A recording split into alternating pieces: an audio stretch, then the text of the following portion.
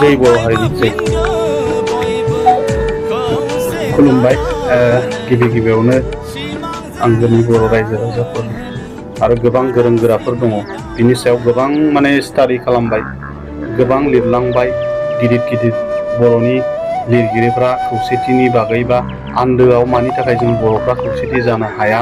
बिनि आन्दोआव मा जाहोनफोर दङ बिनि सायाव आंबो गोबां बिजाब फरायबाय गोबां एफा एनैबाबो आंबो मोनथिगौ गोबां रोखोमनि आरो जारिमिनखौ लाजोबनानै आरो सिखोना जोहोलावनि आङो फंसे बाथ्राखौसो आं आवरायनानै बर' रायजो राजाफोरजों शेयार खालामनो सानगोन आरो आङो गिबियावनो बै समनि सतीश प्रमद चन्द्र ब्रह्मनि बर'नि जोहोलावजोफोर माने गुबैयै आं ओरैखौ सानदों आरो आं जेब्ला फरायदोंमोन बै समखौ कलेज फरायजेनबा जोहोलावफोरखौ जों मान होनांगौ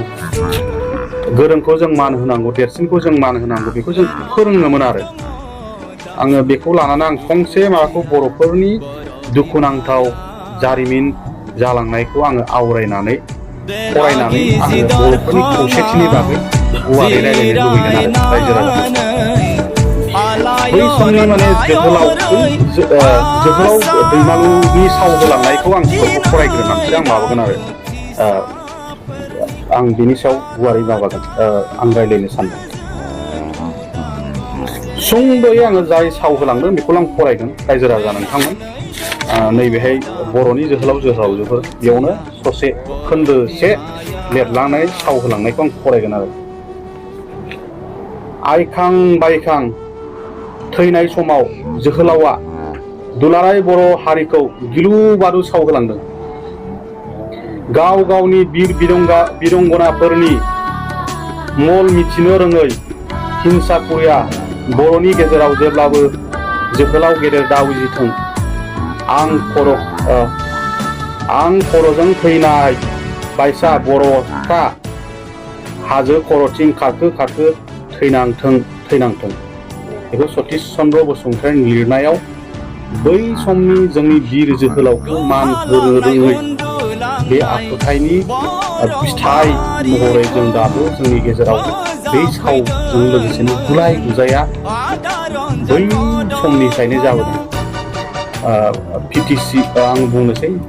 बिनि सिगांनिफ्रायनो आरो बै PTC आन्दलन उदयासल आन्दलननिफ्राय बांसिनै नोजोर बोनो हादों आरो आंनि स्टाडिनिफ्राय बे ओमफ्राय जोहोलाव दैमालु बिद्यासागर नार्जारिनि लिरनायावबो दं आरो बिनि सावखौल' आं फरायगोन बेयावबो आं फरायजोब्बायबाबो आं साव होलांनायखौ फरायनो लुबैदों मानो होनबा जों बर'फ्रा जेब्लायबो जोहोलावखौ मान होनोदि रोङा मानबोदि होनो गोसो जाया गासैबो गेदेरानो उन्दैबाबो गिदिर बेखौ आरोबाव आङो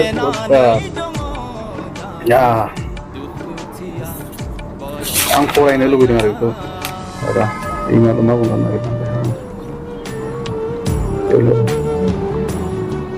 दुखुनांथाव बाथ्रा बिदिनो आंबादि जोहोलावखौ सिथारनो नागिरबाय बेखायनो बिदि बिबानारि फोलेरखौ आं सावहोनोसै बिबानारिनि फोलेरखौ आं सावहोनोसै दिनैनिफ्राय काछारिनि गेजेराव जोहोलाव जोनोम जानाय नंलिया आं होनाय सावा थाब जोबनाय नङा जेब्ला गोसोम दाउखाया गुफुर जागोन गुफुर दाउआ गोसोम जागोन आरो बुरलुंबुथुर दैमाया उल्था बोहैगोन होमब्लासो आंनि सावा नांगागोन जेसेबां दिन बेफोर जाया एसेबां दिन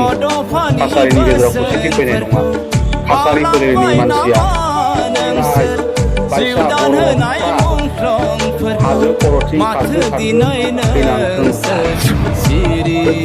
माहारियारि आफादखौ जोङो हेंथाबो होनो हानाय केपासिटि गैया बोराय बैसोसिमबो होबाय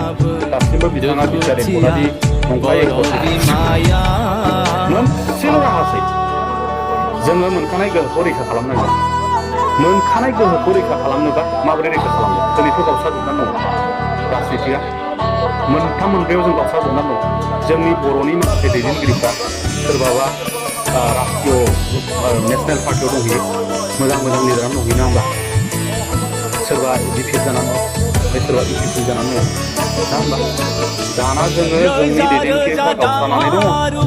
गावस्रा एसेल' जखायसेल' जोंनि मानसिफ्राथ' गावस्रानानै जों मा खालामनो हागोन जेबो मावनो हाया जों माखौ गिदों दिनैनि दिनाव मान गोनां दानि प्रेजेन्ट सिबा माखौ गिदों कनसेन्ट्रेट जा नोंसोर रायलाय दोल गिगोन गाबोननो गिखांगोन बिसोरजों जानाय नंला बिसोरखौ फरायनो हाला नोंसोर ज' जानानै लटारि गेलेनानै नोंसोरो सिबजा खौसेया बबाव फैया नों माहाजोन जामालाय नों देनां लांफानो हागोन नामा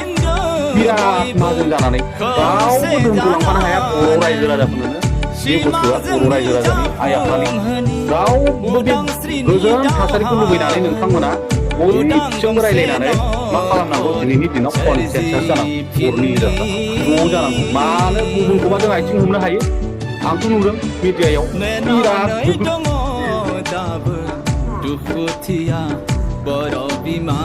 गोजौआव दावगानोबो हानाय नङा बेखौ सावहोलांदों आरो दा गुबै बाथ्राया जाहैबाय बे जोहोलाव दैमालुनि साव बिनि असिला लानानै जोंनि बर'फ्रा दाथ' जों बेखौ लिरनाय महरावसो मोनदों राइटारफोरनि लिरनाय गुबैयै बिनि ओंथिया जाहैबाय बर'फोरखौ आं सानो साग्रिद खालामनो थाखाय जोंनि लिरगिरिया लिरलांदों ना जारिमिनारि बेवहाय जोंना साननांगौ गैया आरो बेखौ जोङो आन्दोआव जोङो फोथायथारनांगौनिबो गोनांथिखौ जोङो जोहोलावफोरखौ मान होनांगौनि खाथिराव हयथ' लिरलांदों जों बेखौ गोसो सिङाव लानांगौनिबो खोथा गैया नङा होमबा बे बुस्थुनि थाखाय जों खौसेथि जाया जों खौसेथि जायैया दैमालुनि साव दं जोंहा जोहोलाव बिर जोहोलाव जोंनि बर'नि बिर जोहोलाव दैमालुनि साव दङ बेबो नङा गुबै खौसेथि जायैनि आन्दोआवनो जोंना थोजासे जोंनि गेजेराव मा होननांगोन बेखौ साननाय हनायाव थोजासे आबुं महरै जोंनि साननाय हनाया आबुं नङा खंख्ला जायनि जाहोनाव आं बुंनो नागिरदों पावार पलिटिक्स पावारनि थाखाय आं सोरजोंबा थानाय माने बे जायगाखौ सासेयाल' लागोन बे पावार नङा होमबा आं जुदि बेजों थांफायोबा बिनि उनावसो आं थानांगोन बा आंखौ मोनसे समाव जोख्लायगोन बे खिन्थु बिनि आन्दोआव आं बुङो बै समनि जि थासारि बेखौ नोजोरै होयोब्लाबो गोबांथार कन्ट्रभार्सि स्टेटमेन्ट आं फरायनो मोनदों नैबे ड्रिम फर उदयाचल बेयाव ड्रिम फर उदयाचल कन्ट्रभार्सि गोबां स्टेटमेन्टफोर दङ बेखौ नायो कन्ट्रभार्सि नङाबो जानो हागौ नंगौबो जानो हागौ गोबां माने लिरनाय दङ बे लिरनायखौ नायदों आं बेहाय चरन नार्जारिनि मावलांनाय बै समनि पिटिसिनि मावलांनाय एबसुजों कनफ्लिक्टनि बाथ्रा दिनैनि दिनाव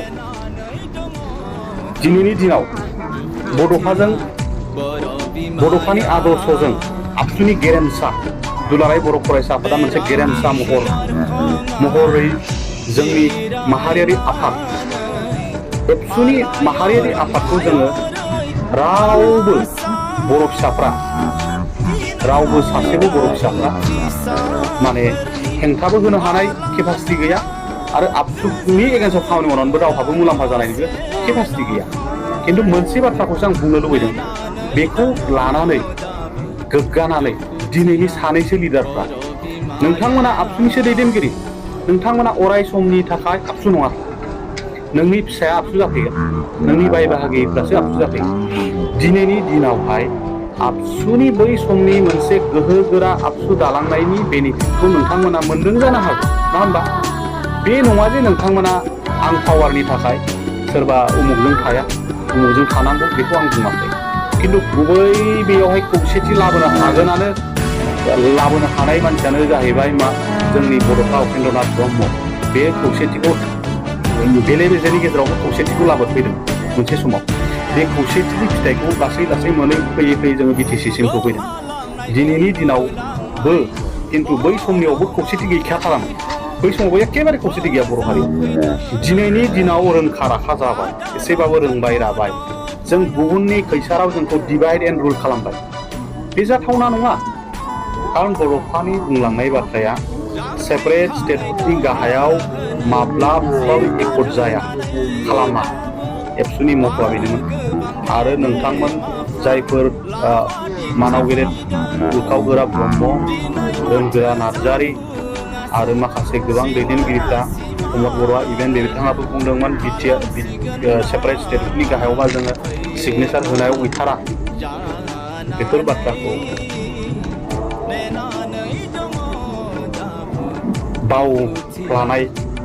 बावफ्लानाय आनफर्चुनेट आरो आं कन्डेम खालामो बेखौ आंनिफ्राय पार्सनेल कन्डेम खालामो नोंथांमोनखौल' मानो होनबा बेखौ कन्डेम खालामनायाव नोंथांमोना दुखु मोनोबाबो आंहा बर' फिसा हिसाबै आङो रायजो राजानि आशीर्बाद लानानै बयनिबो नोंथांमोननि इभेन नोंथांमोननि सापर्टारफोरनि आशीर्बाद आं लुबैगोन बेखौ आं बुंनानै आङो दिनै बर'फ्रा खौसेथिखौ बर'फ्राबो लुबैदों आरो बर' रायजो राजाफ्रा खौसेथिखौ ओरैबायदि लुबैयो नोंथांमोनासो मुलाम्फा जायो राजनितिक भाबै आरो नोंथांमोननि मुलाम्फानि आन्दोआवनो दङ मुंख्लंफोरनि जिउ बावलांनाय रायजो राजाफोरनि राजाफोरनि बावसोमनायनि आन्दोआवसो नोंथांमोननि गोहोगोरा गारि मटर खारदों नङा होमबा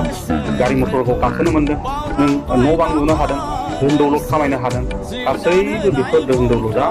मुंख्लंफोरनि जिउ बावनायनि फिथाइ बेखौ जों जेब्लाबो नङा होननानै बुंनो हाया मानोना नोंथांमोना बिटिसि जानायखायसो MCLA जानो मोनदों 30टा सिट रिजार्भ जादों जोंहा बेखिनि दा गुबै बाथ्राया जाहैबाय खौसेथिया माबोरै फैगोन नों सोंनायनि फिननायखौ आं दा होनोसै खौसेथिया फैगोन जोंनि साफ्रोमबो गेदेर गोलावखौ खर' गंग्लाय अब्लाय जानांगोन जेरै आं नाम लानोसै गासैखौबो आरो जेरै गिबियावनो खेबब्रैसो जालांबाय बारबावबाय आं नायफिनगोन सानसुमा खुंगुर बैसोमुथियारि बिथांनि अबदानफोरखौ बावो पार्सनेल लालायलायो राजनितिक भाबै जि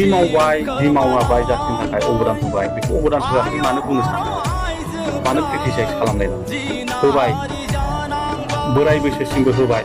दासिमबो बिथाङा BTR एकर्डआरि नंखाय एकर्ड बेखौ लानानै बिथांमोना इनिसियेटिभ लागासिनो दङ बेखौबो रायजो राजाफ्रा दुखु मोना